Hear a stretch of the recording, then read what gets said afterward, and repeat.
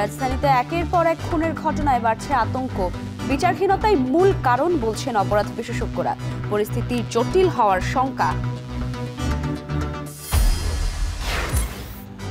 NEIR চালুর খবরে মুঠোফোনের দাম নিয়ে দুশ্চিন্তা। শুল্ক কমানোর দাবি, গ্রাহক ও ব্যবসা বান্ধব ব্যবস্থাপনার তাগিদ। বেগম খালেদা জিয়াকে নিতে আজও আসছে না এয়ার অ্যাম্বুলেন্স। স্লট বাতিলের আবেদন, অনিশ্চিত লন্ডন যাত্রা। ডাউকি ফল্টের কারণে ভূমিকম্পের উচ্চ ঝুঁকিতে সুনামগঞ্জ। মাঝারি ভূকম্পে জেলার বহু ভবন ধসে পড়ার শঙ্কা। দ্রুত পদক্ষেপের তাগিদ।